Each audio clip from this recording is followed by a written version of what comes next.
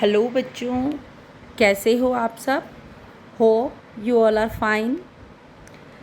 Welcome to my YouTube channel retail with Ekta. सबसे पहले तो मैं सॉरी बोलना चाहूँगी कि बहुत टाइम से मैंने कोई भी वीडियो अपलोड नहीं किया। तो कुछ पर्सनल रीज़न्स थे, प्रॉब्लम्स थी, जिसकी वजह से मैं ऐसा नहीं कर पाई। बट अब आई विल ट्राई कि मैं रेगुलर वीडियोस अपलोड करूं और आपको शिकायत का कोई भी मौका ना दूं। तो कुछ लोगों के कमेंट्स आए थे, बच्चों के कमेंट्स आए थे कि आपको मेरे लेक्चर्स पसंद आ रहे हैं, अच्छे लग रहे हैं। तो सबसे पहले तो उनको थैंक यू। और इसके अलावा कुछ बच्चों के जो एक डिमांड थी कि मैम हरित कौशल यानी कि ग्रीन स्किल्स पर आप एक वीडियो बनाओ। तो अब जब मैं दोबारा स्टार्ट कर रही हूँ तो सबसे पहले हम ग्रीन स्किल से ही स्टार्ट करते हैं। हरित कौशल जो आपका ये ग्रीन स्किल्स मैं करवा रही हूँ, ये 10th क्लास की एम्प्लॉयबिलिटी स्किल की बुक का 5th यूनिट है। आप NSQF की किसी भी ट्रेड से हो, चाहे retail, agriculture, IT, media, beauty and wellness, किसी भी ट्रेड से हो, आपका जो एम्प्लॉयबिलिटी स्किल की बुक है वो सेम रहेगी। तो आपकी एम्प्लॉयबिलिटी स्किल की जो बुक है उसका 5th यूनिट ग्रीन स्किल्स यानी कि हरित कौशल, वो आज हम स्टार्ट कर रहे हैं। तो टाइम वेस्ट ना करते हुए लेट्स स्टार्ट। तो सबसे पहले है ग्रीन स्किल्स यानी कि हरित कौशल। तो हरित कौशल या ग्रीन स्किल्स का अर्थ क्या है, उसका मीनिंग क्या है? तो ग्रीन स्किल्स है knowledge, ability, values and attitudes needed to live in, develop and support a sustainable society. मतलब क्या कि जो स्थायी विकास है उसके लिए आवश्यक ज्ञान, योग्यता और कुशलता।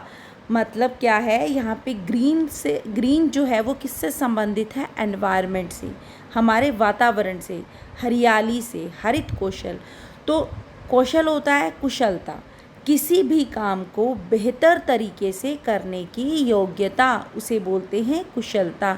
काम तो कोई भी कर लेता है, लेकिन कुशलता क्या है? हम उस काम को बिना गलती के बेहतर तरीके से करें।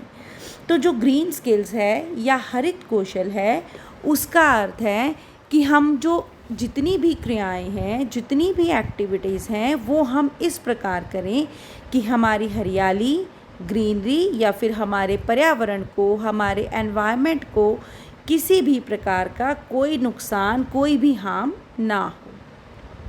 तो हमें विकास किस तरह करना है?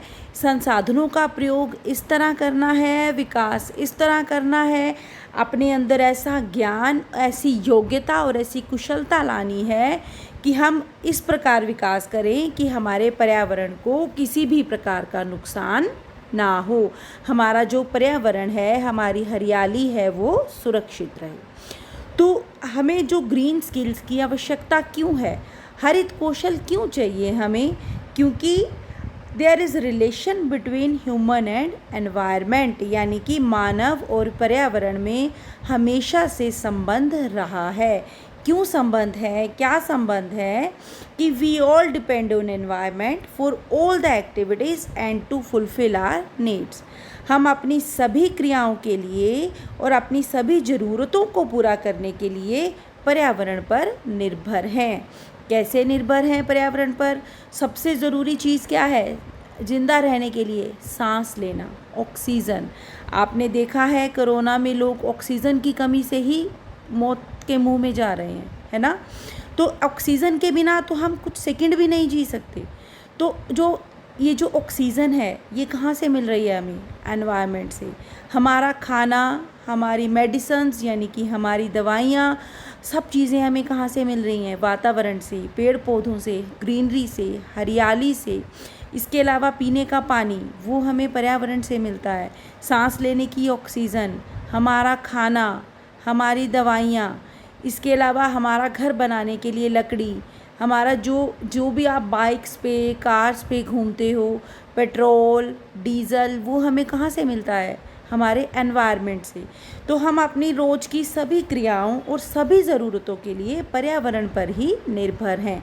तो अगर हम एनवायरनमेंट का ध्यान नहीं रखेंगे, पर्यावरण का ध्यान नहीं रखेंगे, हम में ऐसे गुण, ऐसी कुशलता नहीं होगी कि हम पर्यावरण का ध्यान रखें, पर्यावरण की देखभाल करें, तो क्या होगा? पर्यावरण को नुकसान होगा। जो ये पॉल्यूशन होगा, पर्यावरण को नुकसान होगा और अल्टीमेटली वो किसका लॉस है? हमारा। तो हमें अपनी ज़रूरतें पूरी करने के लिए, अपनी सभी क्रियाओं के लिए पर्यावरण पर निर्भर हैं। तो ये हमारी ड्यूटी बनती है कि हम ऐसी कुशलता विकसित करें, हम इस प्रकार विकास करें कि हम पर्यावरण को किसी भी प्रकार का नुकसान ना पहुंचाएं, हम भी सुरक्षित रहें और हमारा जो पर्यावरण है वो भी सुरक्षित रहे। तो अपने इसीलिए हमें क्या करना चाहिए? पर्यावरण का ध्यान रखना चाहिए। तो नेक्स्ट है हमारा सस्टेनेबल डेवलपमेंट, सतत या स्थायी विकास। स्थायी विकास क्या होता है?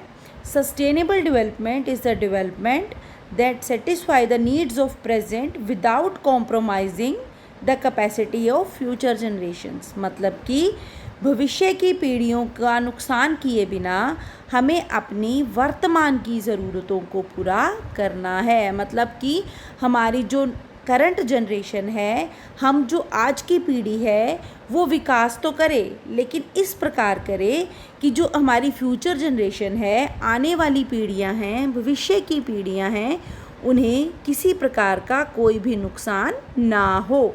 इसका एग्जाम्पल क्या है?